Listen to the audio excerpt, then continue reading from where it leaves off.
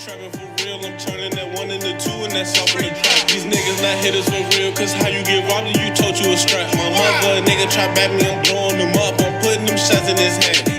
Nigga. YouTube, man, we're back with another video, man. Today, man, we'll be reacting to LA's most dangerous gang member, killed many Hoovers, beat up 4 extra, the story of baby B-Brazy, bro. So I don't know who bro is, you know. Hood war stories be having some good videos, bro. So I've been reacting to him a lot lately. You know what I'm saying? And yo, I'm fried, yo. I can't even cap. I'm fried as shit. I'm fried. Got my little snacks with me. You know what I'm saying? About to get ready for this little video. You know what I'm saying? Get the Kit Kats. Hell yeah. But nah. Let's get into this video, man. Let's go. All right, man. Before we get into the video, let's get into the sponsor of the day, W Energy. W Energy is an energy drink brand that helps you boost your day by giving you energy and helps you focus. Now, they gave me the Dragon Lemonade flavor right here, man. It's pretty good. I like it. It contains no sugar, no artificial dyes or anything like that, man. It's 100% natural, man. So go ahead and tap into W Energy, man. If you want to get some, it's gonna be. I'm gonna put the link in my bio, man. Get 10% off and use code BP3. Welcome to Hood War Stories. In this episode. Oh, I'm cooked. I didn't even have the headphones on, bro. What the fuck? I'm cooked. War Stories. In this episode, I'll be discussing the life of baby B-Brazy. DeAndre L. Bonner was born on February 15th, 1991, in Los Angeles, California.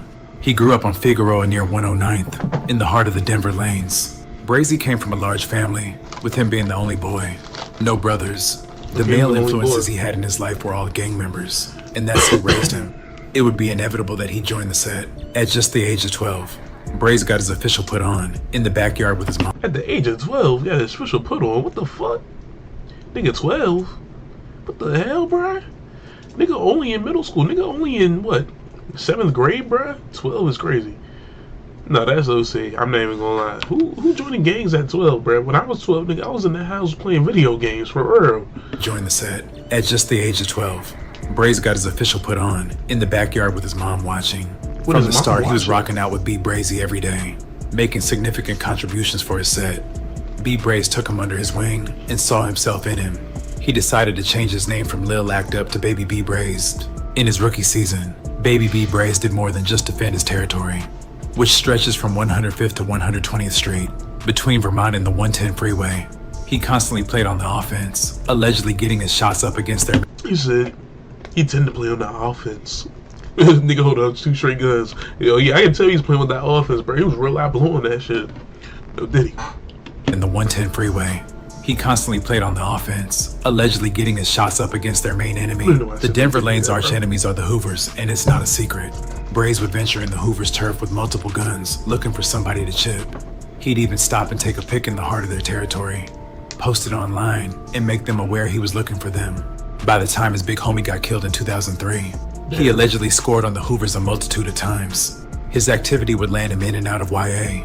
Inside, he would fight any and everybody, leading him to his first adult case. Nigga went in jail was trying to fight any and everybody. Like, come on, bro.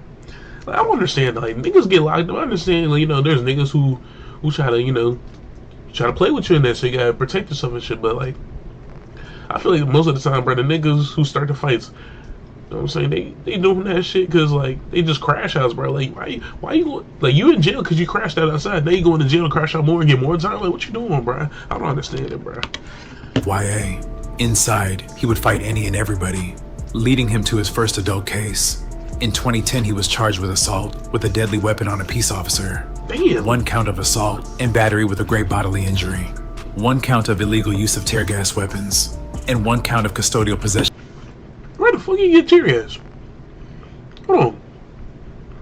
Where the fuck this nigga get tear gas at, bro? Niggas real live on that black market. They was playing GTA for real in real life. What the fuck? Injury. 1 count of illegal use of tear gas weapons. And 1 count of custodial possession of a weapon. At 18, he'd be sentenced to 2 years in the state prison. He'd be released in 2011 after serving almost a year. Around the same time, Baby Hangout was killed. This really turned Brazy up more than he already was. He was determined to make it a hot summer for the Hoovers. He would stay out of jail until 2015, where he ended up catching a robbery charge. On September 16th, 3 men allegedly broke into a house, but got caught after a police helicopter spotted their getaway vehicle. A neighbor saw men head to the back of a house. thought it was suspicious, and called police at 12:17 p.m. The suspects left in a white Jeep Cherokee. The helicopter saw the SUV in the area of Sierra Madre Boulevard. Officers pulled over the Cherokee on Hill Avenue, near the 210 freeway. They detained the men in the SUV. Jewelry and a computer taken from the house were found in the vehicle. B-Brazy, Kendall Means, and J. Sean Roche were arrested on suspicion of residential burglary. They were booked at the Pasadena jail. About a month later, Brazy would put up a $50,000 bail and was back out on the streets of Los Angeles with a vengeance. 50,000, bro. That nigga have emotion. $50,000 bail, nigga. What the fuck? Nigga pulling money out his ass. Nigga have tear gas. This nigga real life playing GTA, bro. What the fuck? Brazy would put up a $50,000 bail and was back out on the streets of Los Angeles with a vengeance. Brazy takes his gangbanging very seriously. He's a part of the 10% of gang members who are active in the field. This group consists of the shooters who live to put in work on their enemies. In 2016, at the top of the year, he set out to inflict as much force as he could on his main rival. On January 17th, 2016, Brazy and his co-defendant Cedric stole a vehicle at gunpoint. Approximately 35 minutes later, they used the stolen vehicle to perpetrate a drive-by shooting at several people standing in front of a liquor store, wounding Elliot. The liquor store was in the territory of the Hoovers. Brazy would post this on his Facebook a day after the carjacking and shooting. A month later, on February 21st, 2016, Nathaniel and Letitia were driving north on San Pedro when another vehicle pulled up on the passenger side and Brazy allegedly opened fire. Nathaniel was struck multiple times. His Tahoe crashed into a parked y'all. I got vehicle. somebody at my door. I'll be right back. Nathaniel Alright, y'all. I'm back. Let's get back to it. was taken to a hospital where he was pronounced dead. A day after that murder, Brazy would share this to his Facebook account. Virginia, this is an election alert. There is a special election on Tuesday, April 21st. How you vote is private, but if you voted as... A month after that, Brazy and Cedric would get into a shootout with some Crips. The duo approached several Crips and displayed their handguns. Someone in that group fired at the two, and Brazy allegedly returned fire. No one was injured. A day later, around 1 p.m., Brazy bust down the door of a motel room and robbed a man at gunpoint. Allegedly, the man was a trick, and the 3-0 foe might have been in on the play. Just 10 hours later, at around 11:20 p.m., Stephen Johnson Jr., also known as Stilo, from the 8-Tray Hoovers, was standing on the 800 block of 88th Street when Brazy and Cedric walked up and fired multiple shots in his direction. Stephen was struck and fell to the sidewalk, while the gunman got into a Benz SUV and drove east on 88th Street. Stephen had been shot 5 times and was pronounced dead at the scene. Police found numerous spent ammunition cartridges at the scene. At approximately 12:07 a.m., less than an hour after Stephen was killed, a deputy sheriff in his patrol car observed a vehicle make a left turn without signaling. Intending to initiate a traffic stop, the deputy followed the vehicle into the parking lot of an apartment complex on San Pedro. The apartment complex was approximately a 10-minute drive from 88th Street, where the shooting took place. Once in the parking lot, the deputy saw another vehicle, a silver Mercedes, backing out of a parking stall. As the deputy got out of his patrol car, 3 black males got out of the Mercedes and ran away, leaving the doors open. Less than a minute later, the driver of the Mercedes got out and ran over to the area where the apartment complex trash receptacles were. The deputy followed and saw the driver, later identified by the deputy as Cedric, place a black object on the ground. The deputy and his partner detained Cedric, and the deputy located a pistol at the spot where he had seen Cedric drop the black object. The pistol was loaded with .40 caliber rounds. Having detained Cedric, the deputy and his partner searched the Mercedes. They found a plastic bag with 5 live .380 caliber rounds and an expended .380 caliber casing lying on top of the windshield wiper. As the deputy and his partner were searching the Mercedes, a man the deputy later identified as Andrew approached them from the east side of the parking lot. Andrew appeared nervous, was breathing fast, and was sweating a bit. He told the deputy the Mercedes was his, but 2 individuals had stolen it from him at gunpoint 45 minutes earlier, a block or 2 north from where they were. The deputy showed Cedric to Andrew and asked if he could identify him. Andrew lied and said he did not know Cedric. The deputy determined the Mercedes belonged to a Rodolfo who was a mechanic. They confirmed he had loaned the Mercedes to Andrew while he repaired Andrew's car. The car was then released back to Andrew, with authorities not knowing that the vehicle was involved in a murder, and not knowing Andrew fled from that vehicle. The following day after the murder, Brazy would post this to his Facebook account. Also that same day, the police would encounter Brazy who tried to flee, but was caught and arrested with the assistance of a K-9 unit. Police found a loaded .40 caliber handgun in Brazy's vehicle. Damn. Months later, in August of 2016, Andrew was placed in custody in connection with a murder. The police conducted a Perkins operation, in which they placed an agent posing as a fellow inmate into a cell with Andrew and recorded their conversation. Andrew discussed both the Nathaniel and the Steven Johnson murder with the Perkins agent. Throughout the conversation, Andrew referred to an individual nicknamed Braze and another individual nicknamed Kilo, who was Cedric. Andrew told the agent the police had told him they had... Bro, those were some power names, bro. King Kilo, he said Braze, but there's a character named Breeze on Power too, bro. The fuck, 50 Cent out here stealing names from real stories, bro. Their individual nicknamed Kilo, who was Cedric. Andrew told the agent the police had told him they had found his DNA at both crime scenes. Andrew said, "For the first one, I did not touch no gun, but for the second one, I know I did. But I know I..." As to the second one, Andrew said, Braze did the whole thing. Andrew stated he did not know anything about the first murder, but I know something about the second one for sure. The agent asked if Andrew might have left his fingerprints on any shell casings, and Andrew answered, "I didn't have no gloves or nothing." The agent then asked if Andrew thought Braze told the police that Andrew was the shooter, and Andrew said, "I don't know. I don't know because it's like I know what I did, but I didn't finish it though." On Bloods, like they hop out of the car and just did the thing, did the whole thing. The agent asked if on the second one, in addition to Braze, if Cedric was there. Andrew said, "Kilo was with me too." Andrew again said that Braze finished the whole fool off. He told me Denver Lane Blood. Asked what guns they had. Andrew said, the second one they had a .40. The agent asked what car the police had told Andrew was involved in the Steven Johnson shooting, and he said, a Benz truck. He just telling Asked everything, if it was bro. his, he said, yeah, it was my car. I got robbed. I'm saying I got robbed. His statement that the car was stolen from him appears to be Andrew telling the agent his explanation to the police, rather than actually claiming to have had the Mercedes stolen from him. The agent suggested Cedric and Braze must be talking to the police for the police to know so much. Andrew said, somebody's telling. The agent asked if there might be other witnesses, asking, when y'all got through popping, did you see anybody outside? Andrew answered, hell no it wasn't. I feel there wasn't nobody outside.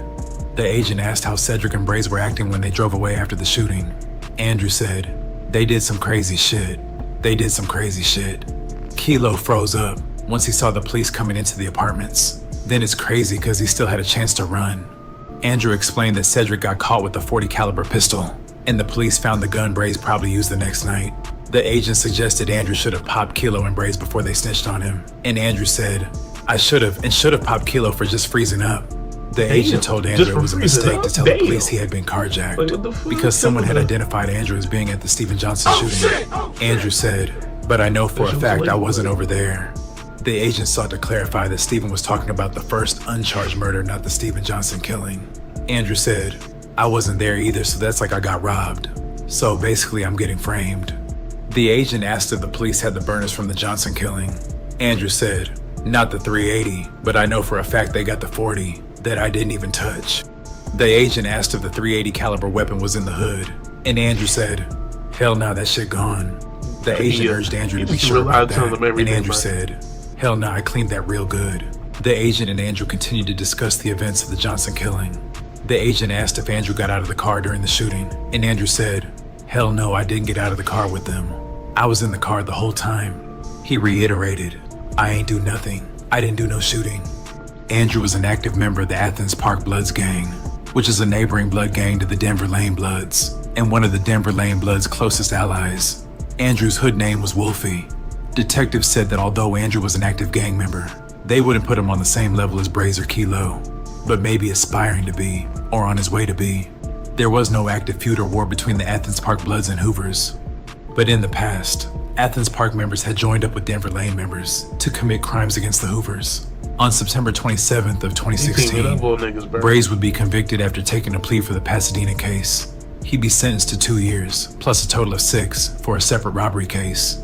But 5 months into his 8-year sentence, he was hit with 26 new charges for crimes ranging from murders, attempted murders, possession of firearms, and robberies. At trial, the jury also heard a testimony from an eyewitness named Samantha. Just before the shooting, Samantha was sitting in her car at the traffic light behind another car, with an SUV ahead of that car. The car in front of her steered into the bike lane and pulled up next to the SUV. The car's driver fired several shots. after which the SUV hit a parked van and then rammed into a fence. Samantha testified she could see the car's driver in profile through the back window of his car and could also see him reflected in the side mirror. He was a tall, muscular black man. When shown a six-pack of photographs by detectives, she identified Brazy as the shooter and identified him again at trial. The prosecution presented surveillance video showing a vehicle following Nathaniel's Tahoe, the Tahoe crashing, and the other vehicle continuing on. A detective testified that Brazy was arrested a month after the shooting while driving an Infiniti that matched the vehicle in the surveillance video. Samantha also identified a photograph of the Infiniti as the vehicle involved in the shooting. Cell tower records indicated that Brazy's cell phone was in the area of the shooting shortly before the shooting occurred. At trial, Brazy's counsel indicated he would call Dominique as a witness. Based on Dominique's interview with a detective, Brazy's counsel contended she could testify that on the date of Nathaniel's murder, Brazy did not have access to the Infiniti in which he later was arrested. At the time of Brazy's arrest, Dominique was his girlfriend. She acknowledged Brazy was a member of the Denver Lane Bloods gang, and her brother Kelvin used to belong to the gang as well. She identified the Infiniti in which Brazy was arrested as her brother's car. Her brother left the car with her when he went to Missouri. Dominique lived in the same house as her brother and was not aware of him ever lending the car to anyone prior to leaving it in her care. She allowed Brazy to drive it on March 22nd, the day of his arrest, but this was the only time he ever had the car. The prosecutor reiterated that he had evidence that Dominique lied when she denied in the earlier trial that she was a gang member. The prosecutor then provided additional detail about Dominique's pending criminal case. She and 3 other individuals allegedly attacked a 14-year-old girl after the girl denied being a member of a particular gang, then attacked the girl's father and brother when they tried to intervene. One suspect had a knife and stabbed at least one victim. The attackers yelled on lanes, which referred to the Denver Lane Bloods gang. Dominique then took the stand outside the presence of the jury, but the trial court would excuse her after she invoked her Fifth Amendment right and refused to answer any questions. When someone fails to pay their property taxes, the government actually creates certificates on that debt. You can buy that. DeAndre Bonner, also known as Brazy, was found guilty of all charges, which includes 2 counts of murder, carjacking, second-degree robbery, 2 counts of attempted murder, driving or taking a vehicle without consent, assault with a firearm, shooting at an occupied vehicle, and 4 counts of possession of a firearm by a felon. The trial court imposed 2 sentences of life without the possibility of parole, as well as an indeterminate sentence of 227 years to life. Holy shit. 227 years to life. Oh shit! Oh shit! Oh shit! Oh shit! Oh shit! Oh shit! Oh shit! What the fuck, gang? 200. Wait, he said 225 years to life, bro. That's insane. What the fuck, bro? Like, bro, he never gonna see the outside world ever again, bro. Like, that's just crazy. Of parole, as well as an indeterminate sentence of 227 years to life and a determinate sentence of 29 years and 8 months. A year after being sentenced, Brazy's girlfriend Dominique would be fatally shot in Watts. Dominique was in the middle of the Hacienda Village projects when she was approached by the gunman. She was 27 years old at the time of her death. In 2025, at the top of the year, Brazy made an impact on the net when he came out with his own channel. In his videos, he's telling his truth from his point of view, detailing his prison stories, fades, as well as airing out known faces south of the 10 freeway. With his name circulating, it was revealed that Brazy squabbled Faux Extra and allegedly got the best of him. J Hood, a Stevenson Village Crip, claimed to be present during their fade and detailed the incident on his channel. Coming up, he like this. Had squabbles. He grabbed like he's gonna grab Brazy, grab him with one arm and throw a punch with his other one. But every time he grab Brazy has a YA squabble, which means he gonna throw 1,000,000 punches, 1,000,000 jabs, and he hitting hard with a little skinny grown man strength. So he comes straight on the pipe. So it's like boom, boom, boom, boom, boom, boom, boom, boom, boom. Right, on cut. Actually go down to that one knee, boom. Damn. One knee so is go down crazy. to that one knee. We run over there, me and dudes extras. Hold on, watch out, cuz. Watch out, watch out. Brazy, he was smoking chew at the time. Brazy like, yeah. Hold on, cuz, let me get some water. He go over there and buy a Gatorade. Forex was like, 40 crib. 40 crib, I like you, cuz. West I 40s, cuz. Yeah. In fact, 40 crib. Nigga, why I'm swabbling you, cuz? You from lanes, nigga. Nigga, fuck with the lanes, nigga.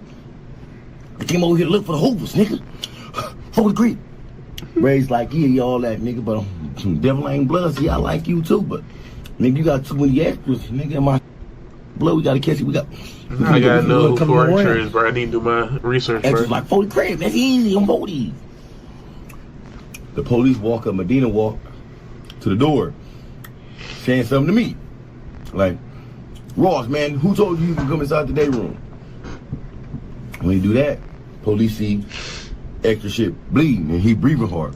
It's alleged Braze knocked Faux Extra so bad he made him get on the door.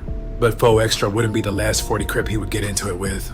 Braze and X-Fo would get into an online exchange, and threats were issued. X-Fo openly dissed the Denver Lanes at one point, although his hood is neutral with the Lanes as they have common enemies. Braze would post a video in response directed at X-Fo. Buster ass be saying they trophies and all this cripping and all this host, this and the set and all that.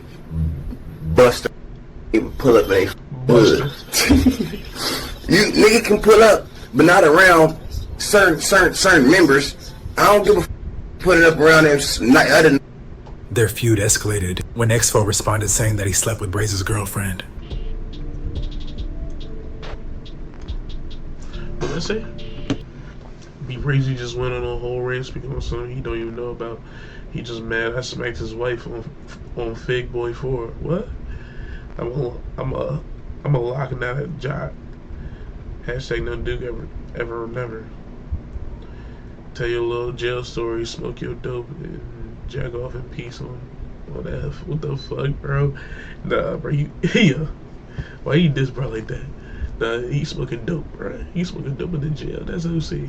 Nah, but shit, bro, that shit crazy.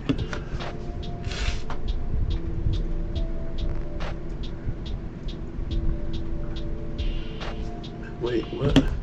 It was cool telling you little war jail stories, but now you speaking on crap business trying to get your holdings in a rack out here. You need a DP.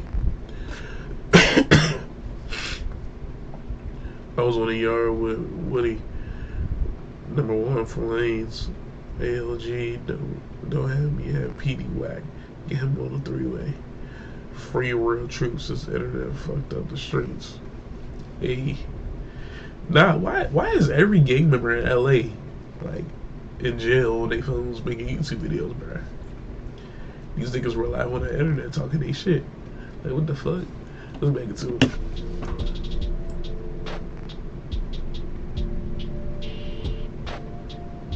Alright.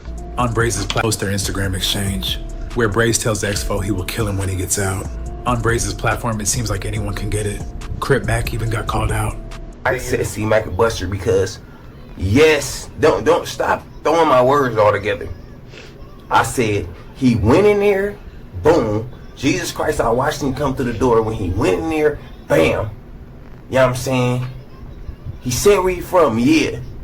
He was not extra nothing. He said where he from, yeah, boom. When they told him he got his face, he went back there, and when the first person hit him, he stopped fighting. Yeah. Yes, when the first person hit him, he stopped fighting. He throw his shit up and he don't do no try. He don't try none of that shit. He throw his shit up, do some bunk shit. Nigga hit him and just put him out every time so he can hit the floor. All that. So I said he a buck. Bro, everybody be saying this nigga Crip Mac can't fight and this nigga be getting bitched in the jail, bro. Nah, bro, it gotta be true. Everybody saying it, bro. Like, this nigga Crip Mac, bro. I said that. Period. I said. These days, Braze is capitalizing on his internet fame while currently working on his appeal. He's housed at the Kern State Prison on the level 4 yard. I'd like to thank you guys for watching. Please like, comment. W video, man. Alright, man. Shout out Hood War Stories for making these banger ass videos, bro. Like, do y'all like these little documentaries, bro? Let me know in the comments, bro. Make sure you hit that like button too. Hit that subscribe button. And yeah, bro. Keep pulling into my videos. Keep watching me, bro. I love y'all. I love all my supporters, bro. I'm gonna catch y'all next one, bro. I'm out.